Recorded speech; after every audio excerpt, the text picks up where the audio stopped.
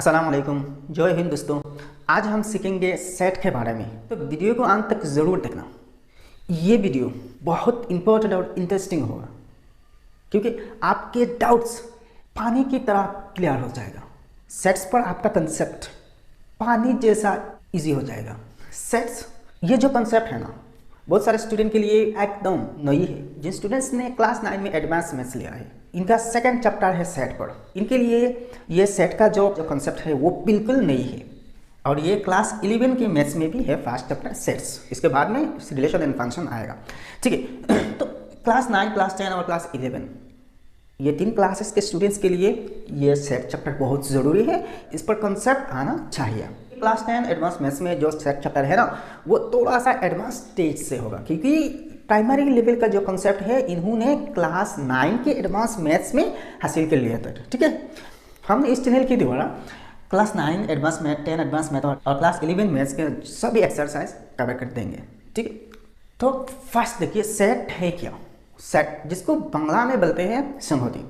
Set का मतलब तो कोई सेट ही होते हैं ना, जैसे कि हम बोलते हैं ना dinner set, cup set, glass set या तो कंप्यूटर सेट। तो यह सेट से मतलब है क्या। अगर कंप्यूटर सेट की बात किया जाए तो एक कंप्यूटर इंस्टॉल करने में जो जो चीज़ें, जो जो हार्डवेयर आपको चाहिए वही सबको मिलके सेट कहते हैं। जैसे कि एक कंप्यूटर में क्या होते हैं, मॉनिटर होते हैं, सीपीयू होते हैं, यूपीएस होते हैं, कीबोर्ड होते हैं, माउस होते हैं और माउस पैड होते हैं। इन सबको मिला के हम सेट कहते हैं। अगर आप डिनर सेट की बात करें तो यहाँ भी इस सेट में कोई सारे चीज़ें होते हैं, कोई सारे चीज़ होते हैं जो चीज़ डिनर के लिए चाहिए, डिनर के लिए ज़रूरी है। जो चीज़ डिनर के लिए ज़रूरी है, इन सबको मिला के हम डिनर सेट कहते हैं। आप कोई सारे एग्जांपल्स देखेंगे तो और भी क्लियर हो जाएगा। आप देखिए 1 number, planets of this solar system. हमारा जो सोलर सिस्टम है ना, इस सोलर सिस्टम में 8 प्लैनेट्स होती है। इन सब मिलके एक सेट फॉर्म करते हैं। तो वो 8 प्लैनेट क्या क्या है, Mercury, Venus, Earth, Mars, Jupiter, Saturn, Uranus, Neptune and Pluto. अच्छा प्लूटो को छोड़ दीजिए, इसको छोड़ के 8 प्लैनेट्स होते हैं हमारे सीधे सोलर सिस्टम में। तो ये सब मिलके एक सेट फॉर्म होगा। नेक्स्ट देखिए 2 number, name of days in a week. एक हफ्ता में जो जो डेज है ना, जो दिन है, इनके नाम क्या क्या है। अगर संडे मंडे ऐसे ही बोले ना तो Sunday, Monday, Tuesday, Wednesday, Thursday, Friday and Saturday, ये 7 दिन है। ये 7 दिनों का नाम है ना, इन सब मिलकर एक सेट फॉर्म होगा।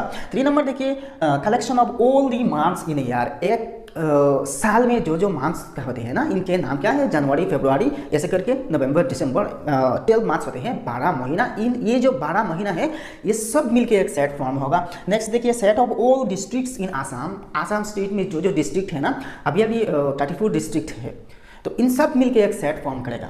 नेक्स्ट देखिए, set of students in cotton college. Cotton college में फिलहाल जो जो स्टूडेंट्स पढ़ रहे हैं ना, इन सब मिलके एक सेट होगा।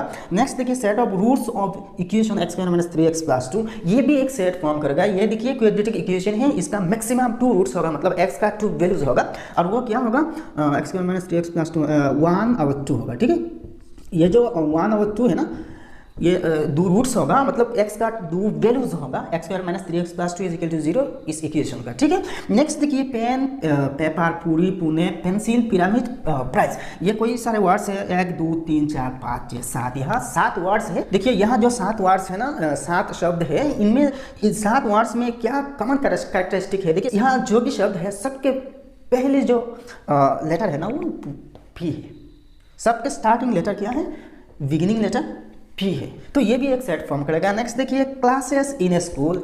ये एक स्कूल में जो क्लासेस होते हैं ना, क्लासरूम्स होते हैं, इन सब के जो नाम है ये सब एक सेट फॉर्म करेगा, ठीक। अब देखिए और एक इंपॉर्टेंट चीज़ है, हम सेट को कैसे रिप्रेजेंट करते हैं। देखिए सेट को हम जनरली कैपिटल लेटर से डिनोट करते हैं, ABCD, इसे करके हम सेट को रिप्रेजेंट करते हैं, सेट को डिनोट करते हैं, ठीक है। तो ABCD, PQRS XYZ ऐसे ही हम डिनोट करते हैं। कोई भी अल्फाबेट वो, लेकिन वो कैपिटल होना चाहिए। सेट्स रिप्रेजेंट करने में लेटर है वो कैपिटल होना चाहिए। और सेट्स में जो एलिमेंट होते हैं इसे हम स्मॉल लेटर से स्मॉल लेटर यूज करते हैं, ABCD, वैसे ही हम यूज करते हैं। देखिए और ऐसे ही ब्रैकेट लगाते हैं सेट रिप्रेजेंट करने में। और ये जो ब्रैकेट है इसको एक मेथड कहते हैं। बाद में जाके हम देखेंगे सेट कौन सी मेथड में हम रिप्रेजेंट कर सकते हैं, ठीक है। अब देखिए सेट को हम ऐसे ही ब्रैकेट लगा कर रिप्रेजेंट करते हैं यार, जो नाम देते हैं वो A B C P D वो जो भी जैसे भी आते हैं वैसे ही हम इसका नामकरण करते हैं कि बट कैपिटल लेटर्स होना चाहिए। ठीक है, तो यहाँ देखिए ये जो सेट है ना इसमें क्या क्या चीज़ें हैं 1 2 3 4 5 मतलब है कि 1 से लेकर 5 तक जो नेचुरल नंबर हैं यही ए सेट डिनोट कर रहा है। और बी सेट में क्या है ए ई आई ओ यू, मतलब इंग्लिश अल्फ़ाबेट में जो 5 वॉवेल्स है ना इनको हमने बी सेट से रिप्रेजेंट किया। ठीक है, तो इसको हम वी कह सकते हैं। सब वी वो कुछ इसके साथ कुछ मिल रही है ना, वी मतलब वावेल, तो वी सेट से हम इंग्लिश वावेल को रिप्रेजेंट कर रहे हैं। वही वैसा ही पी से देखिए क्या है planets of the solar system. Solar system में जो जो प्लैनेट्स है इन सबको पी से हम रिप्रेजेंट कर रहे हैं। और देखिए Mercury, Venus, Earth, Mars, Jupiter, Saturn, Uranus, Neptune. Pluto को छोड़ दिया हमने, साइंटिस्ट ने भी छोड़ दिया, तो हम क्यों नहीं छोड़े भाई प्लूटो को। ठीक है, नेक्स्ट देखिए डी, मतलब यहाँ हमने लिया डी से days in a week, names of days in a week, Sunday, Monday, Tuesday, Wednesday, Thursday, Friday and Saturday. ये सारे ये 7 डेज है, इस डेज के नाम है। ठीक है, इसे हम डी से रिप्रेजेंट किया। मतलब क्या है यहाँ जो सेट है ना इसके नाम डी है। सेट के अंदर जो जो चीज़ें होगा ना इन सबको मिला कर एक नाम होगा ना। डिनर सेट की बात की जाए तो इसके अंदर डिनर के लिए जो जो चीज़ें होते हैं ना इनके नाम तो डिनर सेट होते हैं। और इस सेट में जो जो डिस्टिंक्ट अलग अलग चीज़ होते हैं इनको हम एलिमेंट्स कहते हैं। ठीक है, तो और एक कंसेप्ट समझिए, यहाँ देखिए ये ब्रैकेट के अंदर जो चीज़ है ना सेट में जो जो चीज़ें होती हैं इनको एलिमेंट्स कहते हैं। क्या कहते हैं? एलिमेंट्स भी कहते हैं, मेंबर्स भी कहते हैं, पॉइंट्स भी कहते हैं और ऑब्जेक्ट्स भी कहते हैं। ठीक है, ये 4 टर्म्स आपको याद रखना चाहिए एलिमेंट्स। तो ये 4 टर्म है देखिए, एलिमेंट्स, मेंबर्स, ऑब्जेक्ट्स और पॉइंट्स। यहाँ एक चीज़ देखिए, ये जो पॉइंट्स वर्ड है ना ये आपको बहुत कम देखने को मिलेगा। देखिए ये जो 4 वर्ड्स है ना सेट्स में ये भी 4 टर्म्स है जिनको एलिमेंट्स या यहाँ जो चीज़ें होते हैं ना इनको समझाते हैं। ठीक है, तो हमने क्या क्या सीखा है, सेट को कैसे रिप्रेजेंट करते हैं। मेथड के बात मैं नहीं कर रहा हूँ, ये जो सिस्टम है ना इसकी बात कर रहा हूँ। और ये जो ब्रैकेट के अंदर जो चीज़ें होती है ना सेट्स में जो जो चीज़ें होती हैं इनको क्या कहते हैं, एलिमेंट या मेंबर या ऑब्जेक्ट्स या पॉइंट्स। ये 4 नामों से हम जानते हैं। नेक्स्ट देखिए कैपिटल लेटर से हम सेट का नाम देते हैं और जो चीज़ें होती है वो स्मॉल लेटर से ही रिप्रेजेंट करते हैं, स्मॉल लेटर से ही लिखते हैं। ठीक है, तो कोई सारे एग्जाम्पल्स आपका डाउट और भी क्लियर कर दिया होगा। ठीक है, अब और एक छोटा सा पॉइंट देखिए, यहाँ देखिए ये सेट में क्या क्या चीज़ें हैं 1 2 3 4 5 ये 5 एलिमेंट्स है ना। वी में क्या है देखिए ए ई आई ओ यू, ये और 5 अल्फ़ाबेट 5 लेटर्स है इंग्लिश अल्फ़ाबेट में से वही वावेल है ना, वावेल्स हैं। तो एक चीज़ ध्यान से देखिए, यहाँ जो कोई एलिमेंट है हर एलिमेंट को आप ऐसे ही देखा सकते हैं कि वो एक्चुअल में बी सेट में है ना। ये 5 एलिमेंट्स तो बी सेट के हैं ना, तो इसको हम ऐसे लिखते हैं ए बिलोंग्स टू साइन। ये कोई सारे ग्रीक लेटर्स आपको मिलेगा, इनको समझ लेना चाहिए। ठीक है, तो ये इसको बिलोंग्स टू कहते हैं। तो ए बिलोंग्स टू बी मतलब क्या है, ए जो यहाँ एलिमेंट है ना वो बी सेट से रिलेटेड है, बी सेट में इंक्लूडेड है, इसके अंदर है। ठीक है, तो ऐसे ही हम कहते हैं ए ई ना, E is also belong to B, मतलब बी सेट में है ई जो लेटर है। ठीक, तो इसको बिलोंग टू कहते हैं। और एक साइन देखिए, ये जो है अगर इस बिलोंग्स टू के आर पार काट दिया जाए ना तो देखिए ये नॉट बिलोंग टू हो जाएगा। यहाँ देखिए 5 एलिमेंट्स है ए ई आई ओ यू। तो भाई देखिए अगर आप कहें कि बी एक एलिमेंट, मान लीजिए बी, ये छोटा सा स्मॉल लेटर बी, तो अगर आप कहें कि सर ये बी का एक एलिमेंट है, तो मैं कहूँगा नहीं भाई ये बी का कोई एलिमेंट नहीं है, क्योंकि यहाँ ये बी तो नहीं है। तो इसको हम कहते हैं B does not belong to B, मतलब ये जो बी है ना बी ये बी सेट में नहीं है, तो इसको डज नॉट बिलोंग कहते हैं। और एक सिंबल देखिए, ये जो चीज़ है ना ऐसा ही, इसको फाई कहते हैं, PHI, phi, Greek letter phi. इसका मतलब कुछ नहीं, नील, कुछ नहीं, जिसको हम नॉर्मली मैथमेटिक्स में जीरो ही बोलते हैं ना, जीरो से रिप्रेजेंट करते हैं। लेकिन सेट के कॉन्सेप्ट में कुछ नहीं का मतलब जीरो नहीं, ये ऐसा ही रिप्रेजेंट करना होगा, इसको फाई कहते हैं। क्योंकि सेट जो चैप्टर है ना, सेट के कॉन्सेप्ट में ये जीरो एक एलिमेंट बन सकता है, ये एक एलिमेंट हो सकता है। इसलिए अगर किसी सेट में कोई भी एलिमेंट ना हो तो यहाँ जीरो नहीं लिखा जाएगा, ठीक है। इसको ऐसे ही रिप्रेजेंट करना पड़ेगा, ठीक है, ऐसा ही रिप्रेजेंट करना पड़ेगा, वरना ऐसा ही रिप्रेजेंट कर सकते हैं आपको। यह भी एक मेथड है, बाद में जाकर बताऊंगा, ठीक है। तो दोस्तों आप देखते हैं मैथ्स में कोई सारे सेट्स ऐसे ही यूज होते हैं। फर्स्ट देखिए R, set of all real numbers. All real numbers के सेट को हम आर से रिप्रेजेंट करते हैं, ठीक है। तो रियल नंबर्स का मतलब क्या है? All positive and negative number. ये फास्ट में आते हैं। नंबर में जनरली दो टाइप के नंबर होते हैं, पॉजिटिव नंबर्स और एक नेगेटिव नंबर्स, ठीक है। पॉजिटिव और नेगेटिव नंबर ये तो आपको पता होगा। और एक कहते हैं न्यूट्रल नंबर, मतलब जीरो, ना कि पॉजिटिव ना कि नेगेटिव। ये पॉजिटिव और नेगेटिव दोनों नंबर्स के बीच में ही होते हैं, इसलिए वो न्यूट्रल होते हैं। तो आर से जब हम कोई सेट रिप्रेजेंट करते हैं तो इसका मतलब होते हैं कि सारे के सारे रियल नंबर्स। रियल नंबर्स में रेशनल और इरेशनल नंबर्स भी आते हैं। रेशनल के टाइप में whole numbers, natural numbers and integers आती है, ठीक है। तो देखिए x such x belongs to R, मतलब यहाँ आर जो होगा ना रियल नंबर्स ही सूचित करेगा। नेक्स्ट देखिए R plus set of all positive real numbers. यहाँ आर प्लस मतलब आर पॉजिटिव से क्या है? रियल नंबर में जो पॉजिटिव नंबर्स है ना वही आएगा। तो x such x belongs to R positive, ठीक है। वैसे ही देखिए क्यू मतलब set of all rational numbers. Rational number में जितने सारे नंबर्स होगा ना इस सेट में, तो वही क्यू से ही रिप्रेजेंट करना पड़ेगा। और एक्स सच यहाँ कॉलन साइन से सस्पेक्ट समझ रहे हैं ना, तो x such x belongs to Q मतलब ऑल रेशनल नंबर्स, पॉजिटिव हो या फिर नेगेटिव हो। नेक्स्ट देखिए क्यू पॉजिटिव, क्यू प्लस मतलब क्यू पॉजिटिव, और क्यू पॉजिटिव से क्या मतलब होगा? All positive rational numbers. देखिए x such x belongs to Q positive. Next देखिए Z, set of all integers. Z से हम इंटीजर्स ही मतलब लेते हैं ना, तो x belongs to x such x belongs to Z. Next देखिए जेड पॉजिटिव मतलब है पॉजिटिव इंटीजर्स, ठीक है। नेगेटिव नंबर्स नहीं और जीरो भी नहीं, सिर्फ और सिर्फ 1 से लेकर सभी नंबर हैं। तो पॉजिटिव इंटीजर्स मतलब ऑल नेचुरल नंबर्स ही होगा अल्टीमेटली, ठीक है। तो N, set of all natural numbers. N such that N belongs to N, तो एन से जनरली हम नेचुरल नंबर्स को सूचित करते हैं, ठीक है। Next W, set of all whole numbers. Whole numbers का सेट को हम डब्ल्यू से सूचित करते हैं। एक चीज देखिए, और हमेशा इन सब टर्म्स को यूज करना जरूरी है, ये ऐसा नहीं, इसमें कोई हार्ड एंड फास्ट रूल नहीं। इनके अलावा किसी भी सेट को आप कोई भी लेटर से सूचित कर सकते हैं। सपोज ए, इसमें क्या सेट है? देखिए ए सेट में set of all natural numbers less than 10, 10 के नीचे, 10 के नीचे जो भी नेचुरल नंबर्स आएगा इसे हम ए से यहाँ डिनोट कर रहे हैं, तो ये भी ठीक है। तो आप सेट की कंसेप्ट में और भी मजा आएगा। देखिए यहाँ डेफिनेशन, सेट का डेफिनेशन क्या है? देखिए डेफिनेशन जो है ना ये बहुत सी इजी तरीका में आपको मैं समझाऊंगा। फर्स्ट देखिए a set is a well defined collection of objects. Well defined collection of objects, यह देखिए ये जो वेल डिफाइंड वर्ड है ना, ये जो वेल डिफाइंड फ्रेज है, 2 वर्ड्स है, ये बहुत मायने रखते हैं सेट में, बहुत इंपॉर्टेंट है। नेक्स्ट देखिए और, या तो ये भी एक डेफिनेशन है, कुछ बुक्स में ये भी है, a set is a collection of definite and distinct objects. यहाँ भी डेफिनिट एंड डिस्टिंक्ट ये जो फ्रेज है ना ये भी बहुत इंपॉर्टेंट है, बट यहाँ वेल डिफाइंड और डेफिनिट और डिस्टिंक्ट सेम मायने रखते हैं, दोनों का मतलब सेम है, ठीक है। तो यहाँ वेल डिफाइंड मतलब क्या है? एक एग्जाम्पल देखिए मैंने लिखे रखा है, 3 बेस्ट टीचर्स इन इंडिया।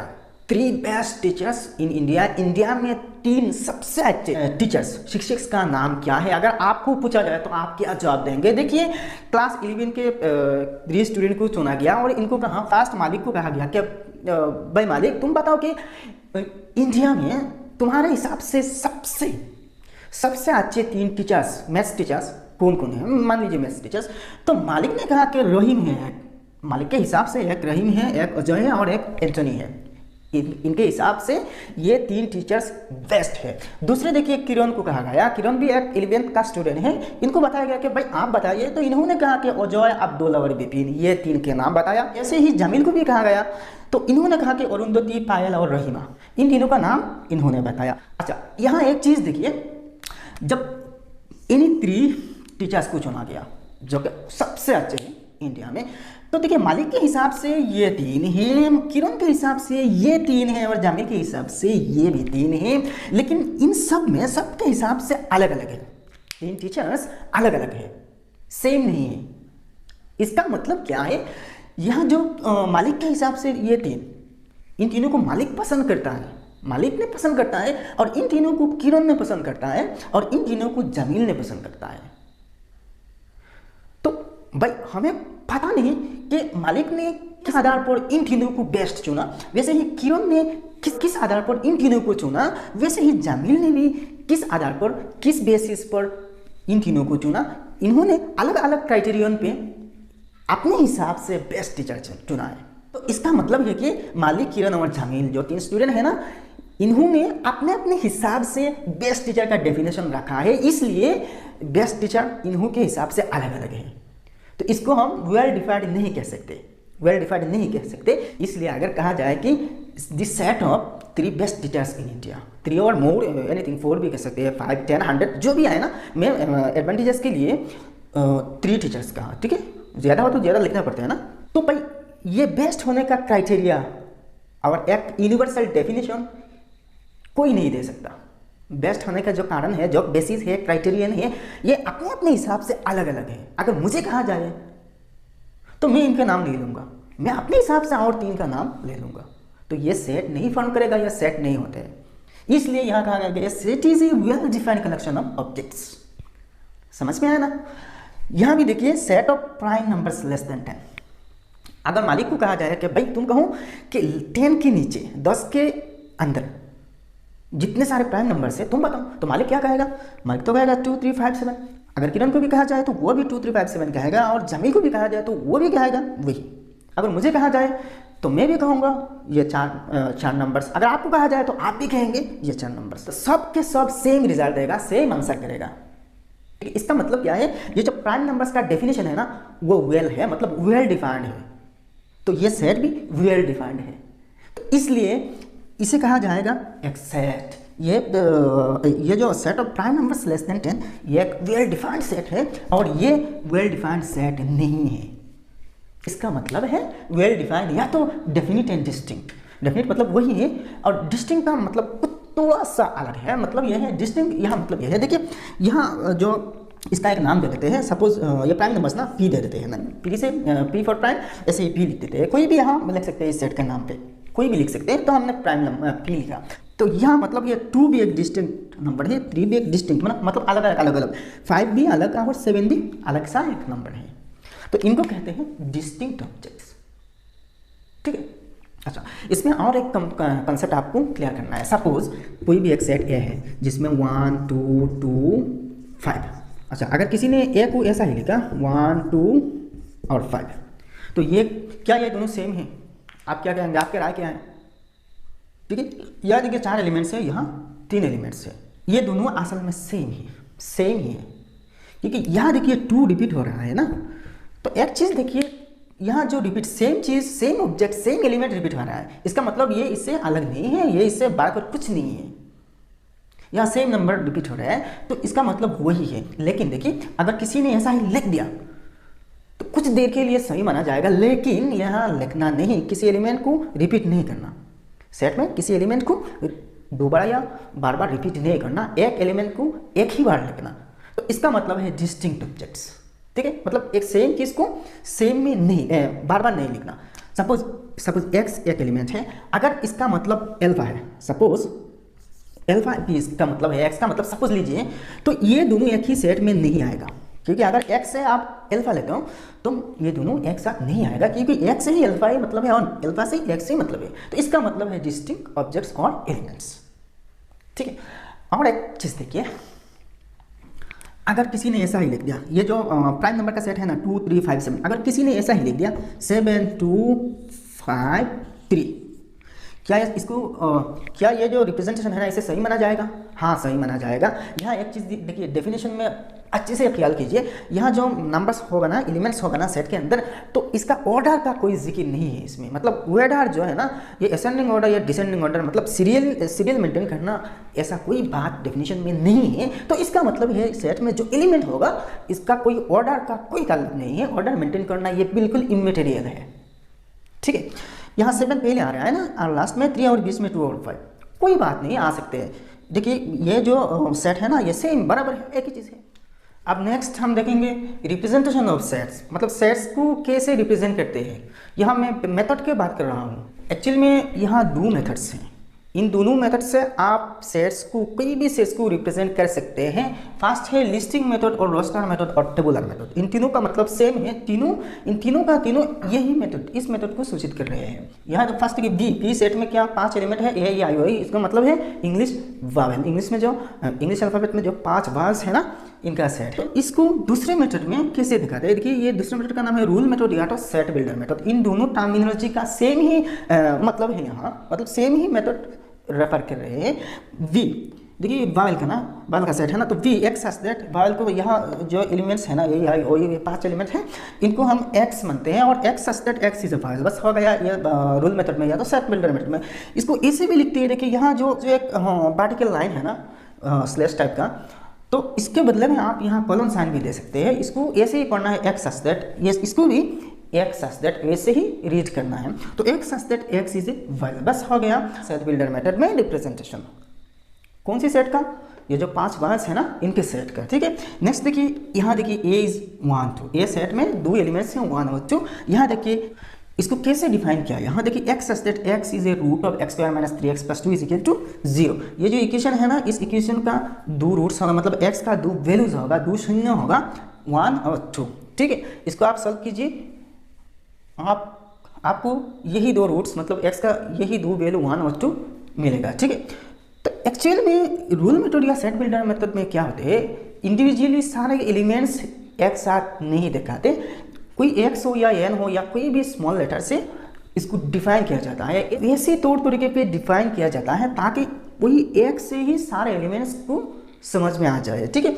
तो यहाँ देखिए x such that x is a root of, ये जो इक्वेशन है ना इससे क्या है, तो इसका मतलब ये इस इक्वेशन से जो भी रूट्स आएगा, एक्स का जो भी वैल्यूज आएगा ना, वही से एक ही एक्स डिफाइन कर रहे हैं, ठीक है। सेम ही देखिए x such that x is A vowel, मतलब क्या है, इंग्लिश में जितने भी वावल्स आएंगे ना, जितने भी वावल्स होते हैं ना, इन सबको एक्स से समझा जा रहे हैं, ठीक है, एक्स से रिप्रेजेंट हो रहे हैं, यही मतलब है।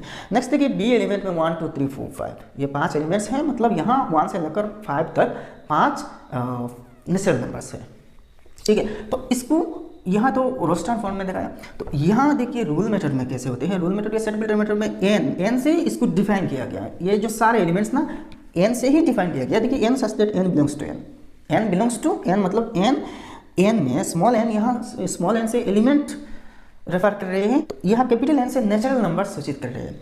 तो n belongs to n and n यहाँ कॉमा से n लेस देन 6 लिखना पड़ेगा, ये भी आपको डेफिनेशन क्लियर करना होगा, ठीक है। तो ये जो अलग में ये जो एक्स्ट्रा डेफिनेशन है ना, इससे मतलब है कि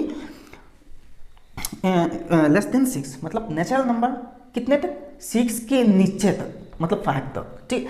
अगर सिर्फ इतने तक आप लिख देते हैं ना, तो इससे समझा जाएगा कि नेचुरल नंबर सारे के सारे नेचुरल नंबर्स जिसमें कोई लिमिट नहीं होगा, कोई लिमिट ना होगा, मतलब सारे के सारे नेचुरल नंबर्स इन्फिनिटी तक। तो जब ये एक्स्ट्रा डिफाइन कर दिया ना, तो इससे एक लिमिट चला जाएगा, और लिमिट कब तक, 5 तक, लेस देन 6 ना, तो लेस देन 6 5 तक होते हैं ना, तो वैसे ही आप लिख सकते हैं। और अगर इस टाइप में भी चाहते हो तो लिख सकते हो n बिलोंग्स टू n, और यहाँ देखिए ये कॉमा के बदल में एक स्लैश साइन दे सकते हो, ठीक है, और n लेस देन 6 ऐसे ही लिख सकते हो, ठीक है। अगर यहाँ n लेस देन 6 ना लिखे लेस देन इक्वल टू 5 भी लिख सकते हैं, ठीक है, मतलब 5 के बराबर या तो 5 से छोटा वैसे भी लिख सकते हैं, और लेस देन 6 भी लिख सकते हैं, मतलब 6 के छोटा होगा, ठीक है।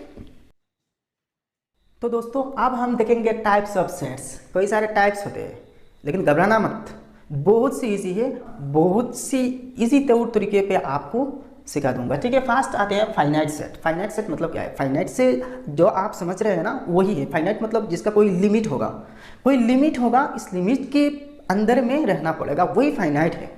फाइनाइट नंबर्स कहते हैं ना, एक फाइनाइट सेट है और दूसरे इनफाइनाइट।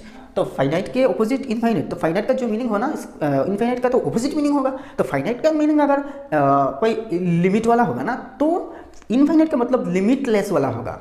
तो देखिए फाइनाइट सेट में क्या होते हैं, जो एलिमेंट्स होते हैं, ऑब्जेक्ट्स होते हैं, इनका नंबर्स लिमिटेड होते हैं, लिमिटेड नंबर्स ऑफ एलिमेंट्स होते हैं। और इनफाइनाइट के केस में क्या होते हैं, अनलिमिटेड नंबर्स ऑफ एलिमेंट्स होते हैं, मतलब इन्फिनिटी होते हैं, ठीक है। तो यहाँ देखिए ए सेट में 1 2 3 4 5 इसको रोस्टर फॉर्म में दिखाया गया, और इसको देखिए सेट बिल्डर मेथड में मतलब इसका डिफाइन किया गया। ये जो है ना ये और से लिखा है, मतलब इसको ऐसा ही डिफाइन किया, मतलब सेट बिल्डर मेथड में दिखाया गया। तो a equal to n belongs to n and n is less than 6, तो मतलब 1 से लेकर 5 तक जितने नेचुरल नंबर्स हैं ना इनका सेट है, ठीक है। तो यहाँ तो सिर्फ 5 नेचुरल नंबर 5 एलिमेंट्स हैं ना इस सेट में, नेचुरल नंबर 5 है, 5 हैं, तो ये 5 एलिमेंट्स है ए सेट का, ठीक है।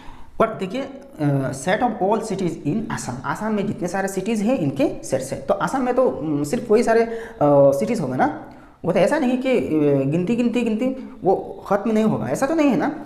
तो देखिए ये कोई लिमिटेड सिटीज़ होगा आसाम में, तो ये जो है ना फाइनाइट सेट है। अब देखिए इनफाइनाइट के केस में देखिए N natural N equal to 1 2 3 4 5 dot dot, मतलब इसका कोई लिमिट नहीं होगा, कोई एंड नहीं होगा, अनलिमिटेड जाएगा, जितने तक आप चाहे ले जा सकते हैं, लेकिन इसका कोई एंड नहीं होगा। ठीक, कोई भी नंबर्स का, चाहे नेचुरल नंबर्स हो, रियल नंबर्स हो, इंटीजर्स हो, पॉजिटिव इंटीजर्स हो, नेगेटिव इंटीजर्स हो, होल नंबर्स कहे, कोई भी नंबर्स कहे, इनका कोई लिमिट नहीं होगा, इसका खातिमा नहीं होगा। तो इसलिए इसको इनफाइनाइट सेट कहते हैं। देखिए और इसको देखिए सेट बिल्डर मेथड में लिखा है, देखिए n बिलोंग्स टू n, ये is a set such that n belongs to n, मतलब n स्मॉल n मतलब यहाँ एलिमेंट और कैपिटल n मतलब नेचुरल नंबर में से कोई भी एलिमेंट। यहाँ देखिए ज़्यादा कुछ डिफाइन नहीं किया गया, बस n बिलोंग्स टू n लिखा, मतलब सारे के सारे नेचुरल नंबर्स होगा। ठीक है, तो सारे के सारे नेचुरल नंबर्स में कितने होगा ये तो कोई काउंट नहीं कर सकते ना, तो इसलिए वो इनफाइनाइट सेट होगा। ठीक है, देखते हैं दूसरा टाइप, देखिए सिंगलेटन सेट। एक है सिंगलेटन सेट और एक है एम्प्टी सेट, या तो नल सेट या तो वर्ड सेट।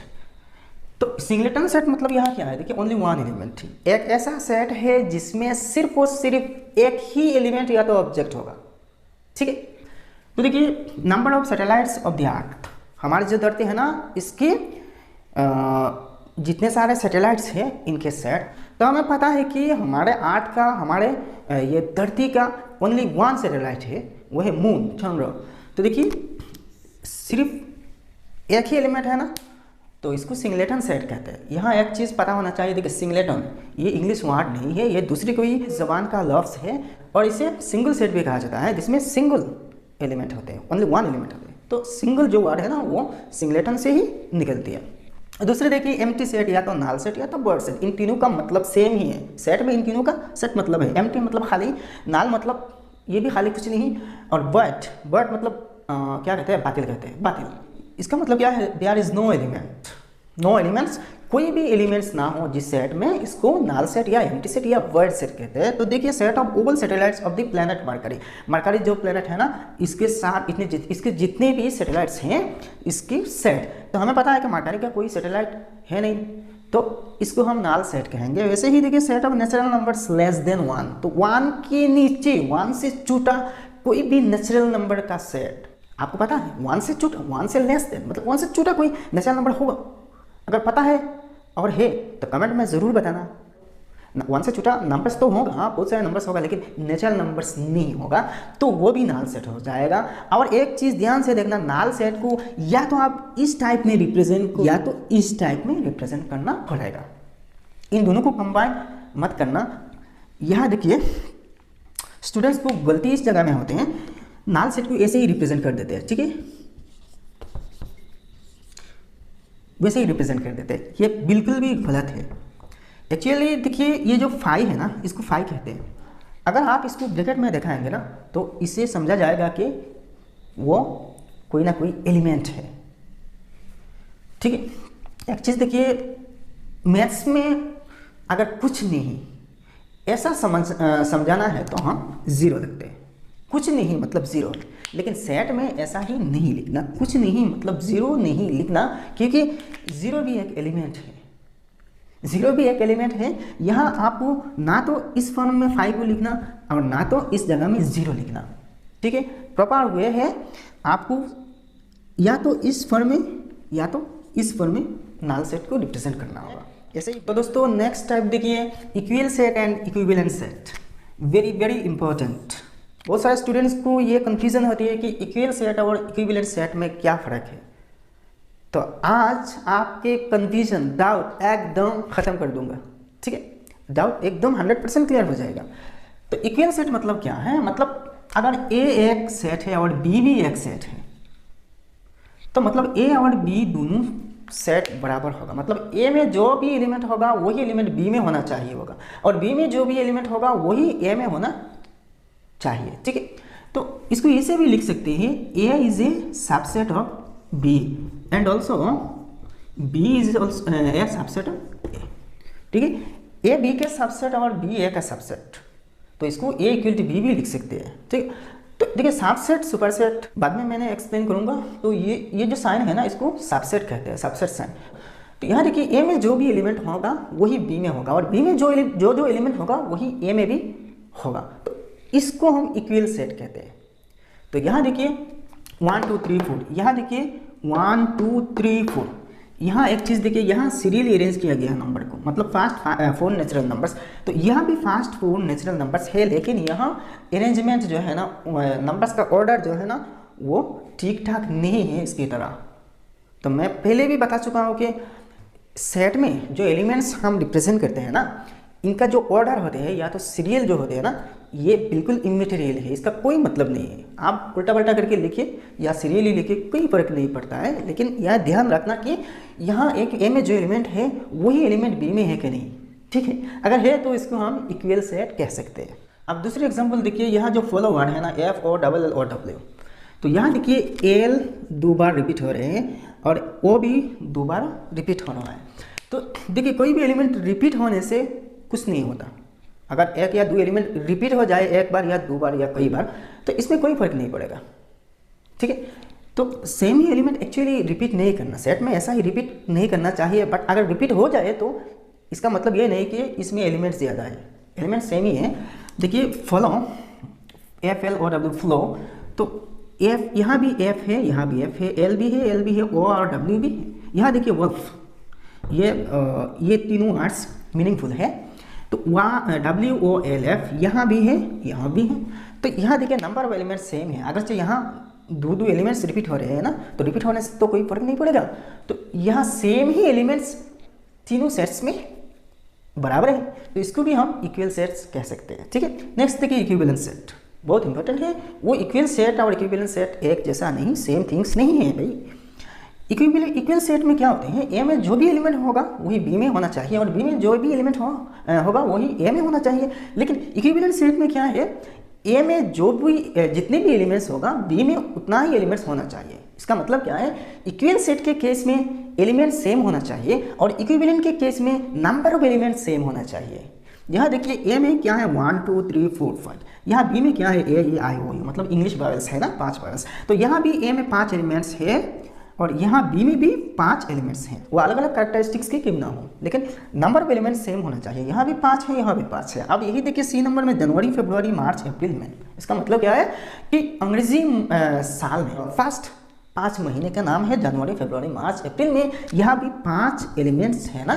नेक्स्ट देखिए डी नंबर, ये मैंने मजाक के तौर पर लिख दिया ना, ये एक फनी टाइप का सेंटेंस है। एक्चुअली ये एक सेंटेंस है, इस सेंटेंस में 5 वर्ड्स हैं और इन 5 वर्ड्स में सबके फर्स्ट जो लेटर है ना वो एल है।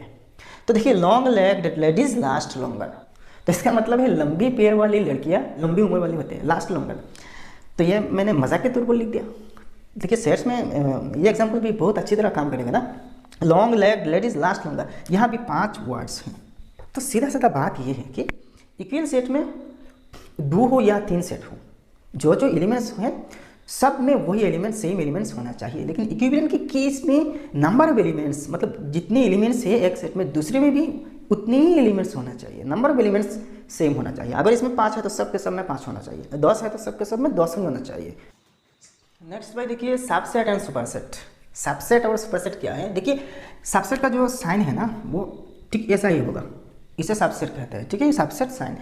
तो यह एक चीज़ देखिए, सबसेट मतलब क्या है, तो every element in A should be in set B. तो ए में जो भी एलिमेंट होगा वही एलिमेंट बी में होगा, ठीक है। अगर कुछ ज़्यादा है तो है, या तो बराबर है तो भी है।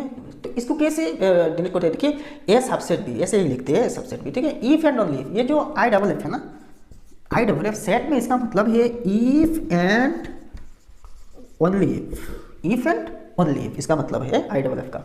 तो x belongs to A, x belongs to B implies x belongs to B. तो इसका मतलब है x बिलोंग्स टू ए, तो वही x जो एलिमेंट है ना वही बिलोंग्स टू बी में, मतलब b में भी बिलोंग करना चाहिए। जो एलिमेंट a में बिलोंग करेगा वही b में भी बिलोंग करना होगा, ठीक है। तो इसको कहते हैं, देखिए a subset b if and only if x belongs to a implies x belongs to b। ये जो है ना इसको a से भी लिख सकते हैं b सेट a, इसको ऐसा ही मैंने रिवर्स करके लिख सकते हैं। तो यहाँ देखिए ये जो मुंह है ना, ये जो मुंह है इसमें जो है इसके सामने जो होगा ना वो बड़ा होगा। ऐसे ही वैसे ही है ना, इससे क्या कहते हैं, ग्रेटर देन, इसे क्या कहते हैं, लेस देन ना। तो वही सोचिए यहाँ, तो इस साइड देखिए मुंह वाला है ना, मुंह साइड है तो वो बड़ा होगा, ऐसे ही समझ लेना चाहिए, ऐसे ही समझ लीजिए, ठीक है। इसका मतलब है कि देखिए ये मतलब इसको क्या कहते हैं, लेस देन और इक्वल टू ना, तो यहाँ भी लेस देन और इक्वल टू ऐसे ही समझ लीजिए। इसका मतलब है कि ए में जो भी एलिमेंट होगा वो सारे के सारे एलिमेंट्स बी में भी होगा, या तो बी में एटलीस्ट वन एलिमेंट ज़्यादा होगा, या तो ज़्यादा होगा या तो बराबर होगा, ठीक है। तो इसको इस टाइप में भी लिख सकते हैं। यहाँ देखिए ए में जो भी एलिमेंट्स है वो सारे के सारे तो बी में होना चाहिए, तब तो जाके सबसेट बनेगा ना।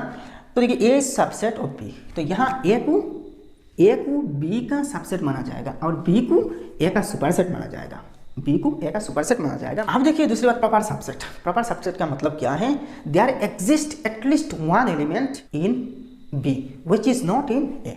अगर आप कहे A is a proper subset of B, देखिए अगर ये जो साइन है ना, इक्वल साइन हटा दिया जाए तो ये प्रॉपर सबसेट बन जाएगा, ठीक है, प्रॉपर सबसेट बन जाएगा। तो A is a proper subset of B, तो अगर ए बी का प्रॉपर सबसेट है तो इसका मतलब ये होगा कि there exist at least one element, कम से कम एक ही एलिमेंट होगा which is in B but not in ए।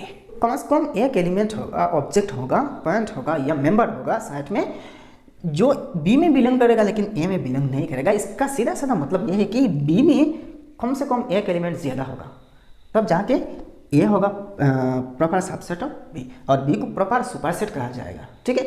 ए होगा प्रॉपर सबसेट ऑफ बी और बी ए का हो जाएगा प्रॉपर सुपरसेट, ठीक है। यहाँ देखिए A equal to A B C, A में जो ए सेट में जो एलिमेंट्स है ना ए बी सी है और बी में ए बी सी और डी। तो देखिए ए सेट में ए है, बी में भी ए है, ए में बी है, बी में भी बी है, ए में सी है और बी में भी सी है, लेकिन ये जो डी है ना वो बी में एक्स्ट्रा है जो ए में नहीं है। तो इसलिए हम कह सकते हैं कि बी जो है ना वो प्रॉपर सुपरसेट है और ए बी का प्रॉपर सबसेट है, ठीक है, समझ आया ना भाई। नेक्स्ट हम देखेंगे डिसजॉइंट सेट्स। डिसजॉइंट सेट मतलब क्या है, कोई दो सेट्स होगा या दो से ज़्यादा सेट्स होगा जिनमें एक भी एलिमेंट कॉमन ना हो। दो हो या दो से ज़्यादा सेट के बारे में बात की जाए ना तो इन सब में कोई एक भी एलिमेंट कॉमन ना हो, तब जाके ये सारे के सारे सेट्स डिसजॉइंट सेट्स हो जाएगा, मतलब इनमें कोई जॉइनिंग नहीं होगा। तो देखिए जैसे ए में देखिए ए बी सी तीन एलिमेंट्स है, बी में चार एलिमेंट्स है, वो क्या क्या है, एक्स वाई जेड और डब्ल्यू, ठीक है। तो यहाँ ए में जो भी एलिमेंट्स हैं कोई भी एलिमेंट बी में नहीं पाया जाता है। यहाँ बी में जो भी एलिमेंट्स हैं ना, चार एलिमेंट्स, इनमें से किसी भी एलिमेंट को ए में नहीं मिल रही है ना, तो हम कह सकते हैं कि A and B are disjoint sets. तो हम कह सकते हैं कि A and B are disjoint sets. Next देखिए यूनिवर्सल सेट। यूनिवर्सल सेट मतलब क्या है, देखिए ये एग्जांपल आपके कॉन्सेप्ट बिल्कुल क्लियर कर देगा। तो यहाँ देखिए यूनिवर्सल सेट 1 2 3 अप टू 10 है, मतलब 1 से लेकर 10 तक 10 नंबर्स हैं, 10 नंबर्स हैं, ये यू से रिप्रेजेंट कर रहा है। अब देखिए हमारे कंसिडरेशन क्या है, यू में जो एलिमेंट्स हैं 1 2 3 4 ऐसे ही 10 तक है ना, वही 10 एलिमेंट्स यहाँ ए बी सी डी इन चार सेटों में आ रहे हैं। इन चार किस्म के सेट्स में वही 10 एलिमेंट्स आ रही है ना। तो ये जो ए बी सी डी ये चार सेट है ना, इन सारे सेट्स के यूनिवर्सल सेट्स होते हैं यू, मतलब पिता बाबा होते हैं भाई। यूनिवर्सल सेट्स मतलब बाबा होते हैं। ये यू ए बी सी और डी इन चारों का बाबा है। ए है एक बेटा, बी एक बेटा, सी एक बेटा और डी भी चौथा बेटा है। तो इन सारे के सारे का बाप है यू, क्योंकि ये इन सब में देखिए ए बी और सी डी चार सेट्स है ना, इनमें जो जो एलिमेंट्स हैं वो तो वही सब एलिमेंट यू से आ रही है ना, यू से ही आ रही है ना, तो वही होगा यूनिवर्सल सेट्स, ठीक है। तो यहाँ हम कह सकते हैं कि ये जो ए बी सी और डी चार सेट्स है ना, ये सारे के सारे यू के यूनिवर्सल सेट के सबसेट्स हैं। अब देखते हैं पावर सेट। पावर सेट का मतलब क्या है, पावर सेट मतलब क्या है, देखिए कोई भी एक सेट होगा, इसमें जो जो एलिमेंट्स होगा ना इटसेल्फ इज ए सेट। यहाँ देखिए ए में मैंने 3 एलिमेंट्स लिया है ना, तो इन तीनों इटसेल्फ मैंने हर एक अपनी अपनी सेट है, वो सेट अपनी अपनी सेट फॉर्म करेगा, तो इसको पावर सेट कहते हैं। कोई सेट में जो जो एलिमेंट्स होगा ना, तो इनसे और भी सेट्स हम बना सकते हैं, तो जितने सारे सेट्स बना सकते हैं ना, इन सारे सेट्स मिला के हम इसको पावर सेट्स नाम से जानते हैं। अब इसे एक्सप्लेन करूँगा ना तो आपका डाउट और भी क्लियर हो जाएगा। तो देखिए इसका जो पावर सेट है ना, अच्छा पावर सेट को हम ऐसे ही लिखते हैं, power set of A, P मतलब पावर यहाँ ए मतलब पावर सेट है। तो इसका पावर सेट क्या होगा, फर्स्ट देखिए एक चीज़ देखिए, जितने सारे जो भी सेट होगा ना, फाइव जो एक एलिमेंट है ना, ये तो एक एलिमेंट, जितने सारे सेट होगा सबके सबका एक सबसेट फाइव होगा। तो फाइव को भी हम कंसीडर कर लेंगे, फाइव एक सबके, फाइव मतलब कुछ नहीं है, कोई भी एलिमेंट नहीं है ना, तो इसको भी एक सबसेट माना जाएगा। सबका सब सेट में, सब सेट का जितनी भी सेट हो, जो भी सेट हो, तो इसका एक सबसेट फाइव होगा। तो फाइव ये सब कमा लिख दिया ना। नेक्स्ट देखिए वन एक सेट होगा, तो देखिए one itself is a set, यह ऐसा ही लिखिए, कॉमा टू भी एक सेट होगा, टू भी एक सेट होगा, टू से थ्री से भी एक सेट बनेगा, थ्री ये तो सिंगल सेट हो रहा है ना। आप देखिए कॉमा से अलग, आप देखिए वन और टू आएगा ना, वन और टू इन दोनों मिला के और भी एक सेट हो जाएगा, वन कॉमा टू। ये देखिए वन और थ्री से और एक सेट बन जाएगा, वन कॉमा थ्री। यह एक चीज़ देखिए, अगर आपने परम्यूटेशन और कॉम्बिनेशन पढ़ चुके हो ना, तो यहाँ का कंसेप्ट, परम्यूटेशन और कॉम्बिनेशन का कंसेप्ट यहाँ यूज मत करना, क्योंकि परम्यूटेशन और कॉम्बिनेशन में अरेंजमेंट मैटर करेगा, लेकिन सेट में अरेंजमेंट मैटर नहीं करेगा। यहाँ वन टू आ रहा है ना, तो फिर से आप टू वन नहीं लिखना, ठीक है, क्योंकि वन और टू और वन एक ही सेट है, एक ही एलिमेंट है, ठीक है। तो वन और थ्री से बना, वन और टू से भी बना, अब टू और थ्री से बनेगा और एक सेट, ठीक है, टू कॉमा थ्री, ठीक है। अच्छा नेक्स्ट देखिए वन टू और थ्री से और एक सेट बनेगा, one comma two comma three और एक सेट बन रहा है ना, इन तीनों से भी एक सेट बन रहा है। तो देखिए फाइनल ब्रैकेट ये दे रहा हूँ, तो ये और ये फाइनल ब्रैकेट है। यहाँ जो अंदर में ब्रैकेट है ना, तो वह ब्रैकेट सबसेट में जो एलिमेंट है इनके लिए, ठीक है। अब देखिए कितने हो, one two three four five six seven eight. अब ये देखिए ये जो ए सेट है ना, इन सारे सेट्स के सबसेट ये 8 सेट्स है, सबसेट से ही वही, जैसे ही इन सबको मिला के हम पावर सेट्स कहते हैं। तो यहाँ अगर नंबर की बात की जाए ना, तो देखिए number n P of A is equal to, यहाँ एक चीज़ देखिए, इसका एक फॉर्मूला है, 2 टू द पावर n होगा। n का मतलब क्या होगा, नंबर ऑफ एलिमेंट्स, यहाँ n का मतलब नंबर ऑफ एलिमेंट्स होगा, और यहाँ बेस हमेशा 2 ही होगा। और यहाँ n में क्या होगा, यहाँ जो सेट है ना, जिसके पावर सेट की बात कर रहे हैं ना, तो इस सेट में एलिमेंट्स कितने हैं वही देखा जाएगा। तो यहाँ एलिमेंट 3 है, तो 2 के पावर क्या हो जाएगा, 3 हो जाएगा, तो 2 की इक्वल टू 8। तो इसका मतलब क्या है, ये जो ए सेट है ना, इसका सारे पावर सेट्स कितने होंगे, तो 8 होंगे। आप गिनकर देख लीजिए, वन टू, एक चीज़ ध्यान में रखना, इसको छोड़ना मत, 5 सब सेट का एक सबसेट होता है। तो 1 2 3 4 5 6 7 8, कुल मिला के 8 हुआ। तो ए का जो पावर सेट है ना, वो 8 ही है। नेक्स्ट आपके साथ और एक कंसेप्ट शेयर करना चाहता हूँ, वह है देखिए सेट ऑफ सेट्स और क्लास ऑफ सेट्स। इसका मतलब क्या है, सपोज देखिए all students of class 11 in SS college के क्लास 11 में जो भी स्टूडेंट्स हैं ना, मतलब साइंस स्ट्रीम का स्टूडेंट, तो मान लीजिए क्लास 11 में 4 सेक्शन है, 4 सेक्शंस है, section A, section B, section C और सेक्शन डी। सेक्शन ए में कोई सारे स्टूडेंट 3 स्टूडेंट है, सेक्शन बी में 3 है, सेक्शन सी में 4 है और सेक्शन डी में 6 स्टूडेंट्स हैं। देखिए ये सब स्टूडेंट अलग अलग कैटेगरी का, मतलब अलग अलग सेक्शन का स्टूडेंट्स एक एक सेट फॉर्म कर रहे हैं ना।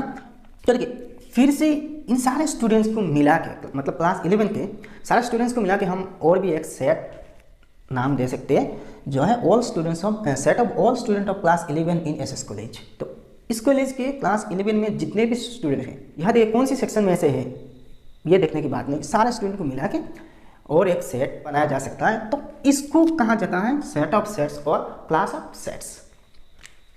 तो दोस्तों आज की वीडियो इतने तक। अगर वीडियो पसंद आए तो लाइक करना और अपने दोस्तों के साथ शेयर करना, ठीक है। मैं आपको नहीं बताऊंगा कि इस चैनल को सब्सक्राइब करना, मैं ये नहीं कहूँगा। अगर वीडियो पसंद आया ना तो आप खुद ही सब्सक्राइब कर लेंगे। मैं ना तो आपको फोर्स करूँगा, ना तो आपसे रिक्वेस्ट करूँगा, ये आपकी मर्जी है। तो देखिए class 9 advance maths, 10 advance maths, class 11 12 का मैथ्स के हर टाइप के सोल्यूशन आपको इस चैनल के द्वारा मिल जाएगा। तो मिलते हैं नेक्स्ट वीडियो में, तब तक के लिए सलामत रहिए। जय हिंद, धन्यवाद।